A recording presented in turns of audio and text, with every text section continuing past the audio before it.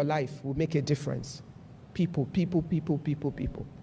Be sure as a woman of your network. Let your support base be critical to where you're going. Find the right voices around you that will encourage you and lead you and support you in line with where you want to go. I remember the first day I was invited to speak to the group chairman of the First Bank Group then. I didn't even know what it was for. And when he spoke to me about chairing an insurance company, they were just starting. I said, me, insurance. I don't know anything about insurance. I cannot do it because it's not my forte. And he looked at me and said, what we need, you have. The people who are technical insurance people will be there. But it's a startup. It's a joint venture between two multinationals, an international company and the bank. And you have built international joint venture partnership in your business. So you have that experience. You have started businesses from the scratch. So you have that experience. After a while, I said, okay, let me go and pray. And I'll come back, sir. So I went away. But I sat with my friend and I said, this is a conversation I had. And she said, of course, for you, it's a piece of cake. And I'm like, how? She said, you can do it. It's no big deal. By the time she finished with me, my mind was in a place. I went home to my husband and told him, and he did exactly the same thing. That's why you need to marry the right guy. You cannot marry the guy who immediately sees that at that moment and say, this woman is about to go places.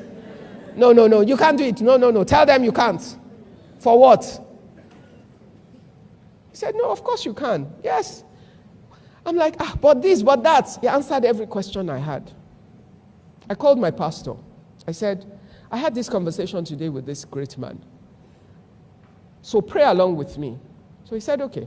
He went, prayed, came back to me, saw me in church on the Sunday of it and said, God hasn't told me you shouldn't do it.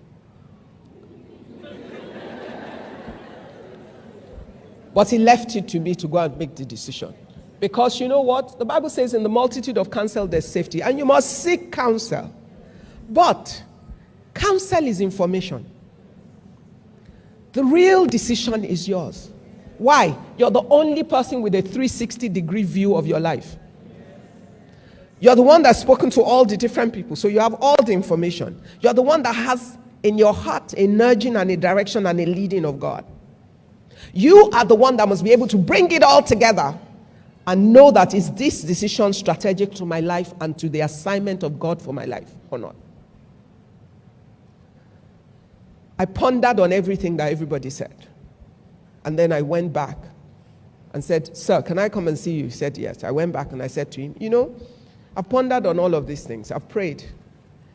And I see this as a big challenge. But I see you're a very shrewd businessman. For you to think I can do this, I consider that a major challenge. And I love challenges. What is my confidence to take on challenges? Jehovah. What you need for tomorrow, why should God give you today?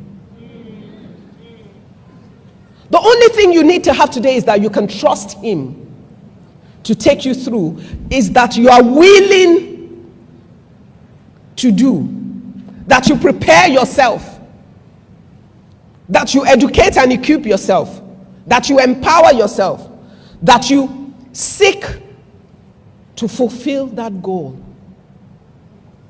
that you build a system around yourself that makes it possible for you.